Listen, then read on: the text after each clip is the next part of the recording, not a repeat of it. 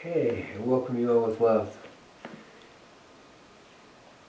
It's said that when Columbus came, the natives couldn't quite figure out what was going on because they had never seen a ship before. So they actually didn't see the ship. It was only until he invited some of them to the ship that they could see that there was a ship there. And the key to that story is the world is as you see it, and the world is as you believe it to be. Literally, what you can perceive is affected by what you've seen in the past. You never saw a ship before, but it didn't exist. Now, yesterday, here in Patagonia, at least where I live, we had about 3¼ inches of snow. And the average, that's one day, and the average for January in Patagonia is 0.4 inches of snow. Now that brings up an interesting question because we have literally, 8 times more snow in one day than we have for the whole month. What does that mean? Oh, yes, and Thanksgiving around the country was the coldest Thanksgiving in 150 years. And in April and May and June, at least 4 cities in the United States were averaging 10 degrees below the normal temperature. There is a hint there that it's actually getting cooler. Now, NASA just came out and acknowledged that we had reached the Dalton minimum. What is that? Dalton minimum is the minimum amount of sunspots. Now, as people have done the research, and some NASA scientists, but other scientists, it's generally acknowledged that we live in global warming and global cooling is a 125,000-year cycle and also a 230-year cycle, and it's related to primarily to the amount of sunspots. This is generally the science. And so when NASA the other day talked about the Dalton minimum, what they're saying is we've reached the lowest amount of sunspots. And the prediction, as I wrote my 21-page paper on it, is indeed we're going into a global cooling period. This is not a political question. It's a straight science question. If it snows and there's 3¼ inches, I at some point have to admit that it snowed, and it's a lot more snow than we've had, than the average of 0.4. Okay? Then we had computer projections. In 2006, Gore predicted that the Arctic ice cap would melt in 5 to 7 years. Now, there's only one problem with that. Here we are, 12 years later, and actually the Arctic ice is somewhere between 43 and 63% thicker. In other words, we have an increase in the Arctic ice. Interesting question, interesting kind of results. In other words, at some point, there needs to be kind of you make your theory as a scientist, and then you check the facts to see what your theory shows. So he also predicted that there would be a rise in the water level, up 20 feet.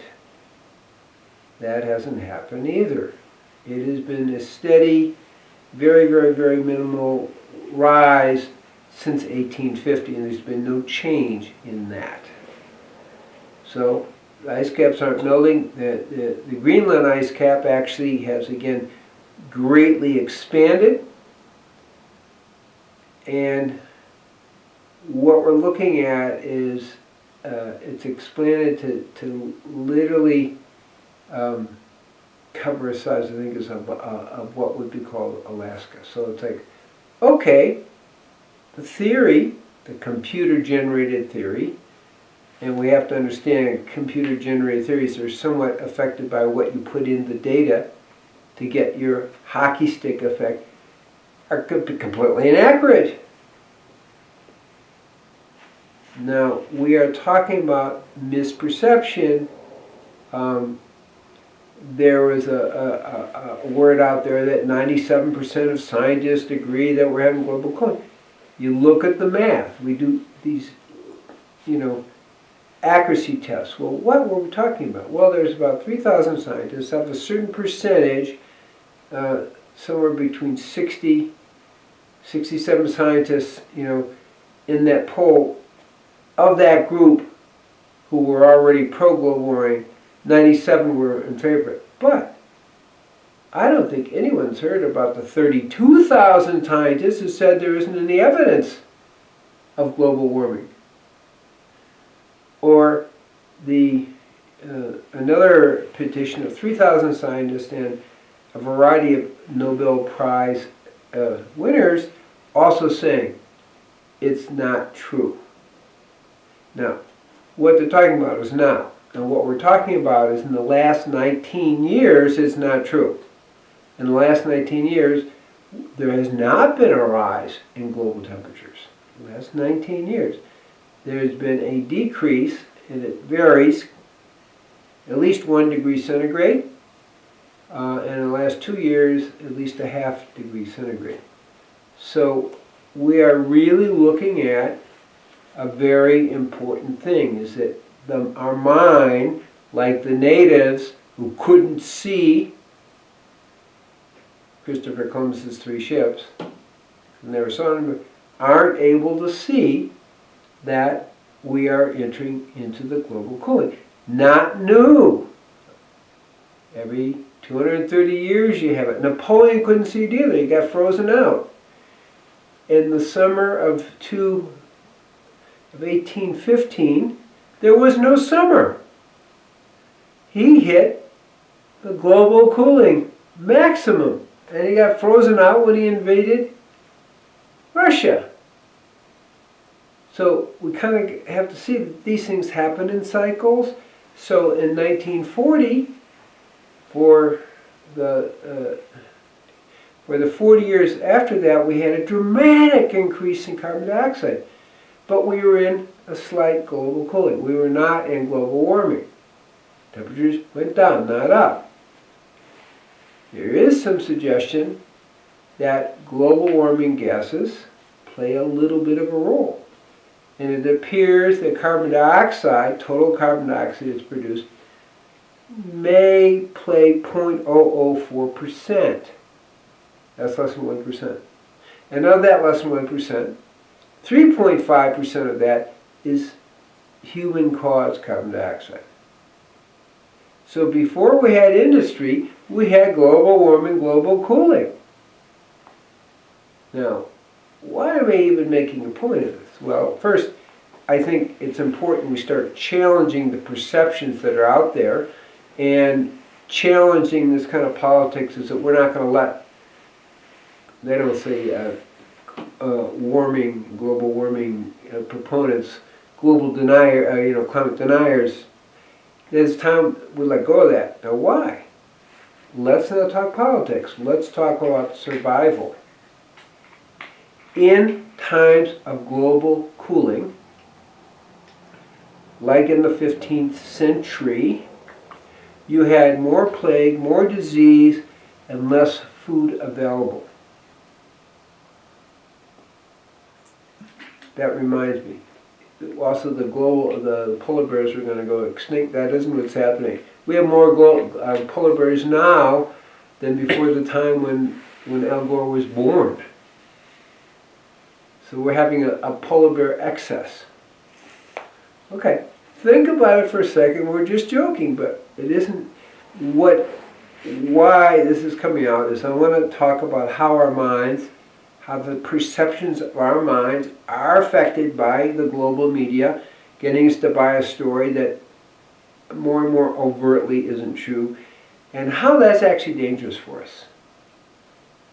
We have to be able to, besides getting some warm clothing, food production is huge. And when they had the global cooling, and even in France, they couldn't produce wine because they lost 2 months of their agricultural cycle, and the grapes wouldn't grow. I mean, if you're French, that's a big deal.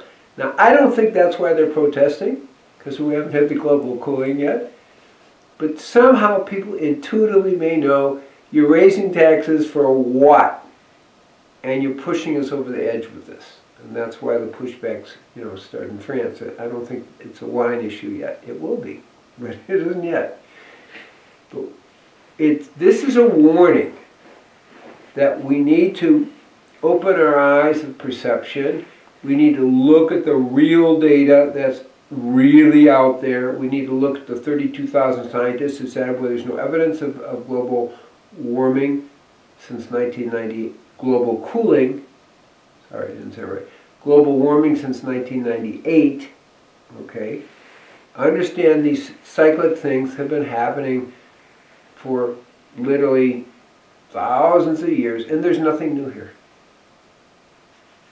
Except we got to pay attention. That's the thing. If you aren't paying attention, please keep in mind, we're talking about food shortages. We're talking about malnutrition. Even during these times of global cooling, the height of the people in Greenland, and also in Sweden, the Nordic people, where they really couldn't get food, actually decreased in size. It's like we are talking about plagues of global starvation here. So I think it's very important that we look very closely at what are we doing to prepare for this. Takes it out of a political argument and really gets it into preservation discussion. And we do need to look at how our perceptions have been affected by the different political agendas, of which I'm not really going to talk about because it's not the point. The point is, as a global, as the globe, we need to survive. That's what we really need to talk about. And we need to start thinking about mechanisms of creating energy and food to maintain our survival. So may everybody be blessed with these understandings. Shalom, shalom.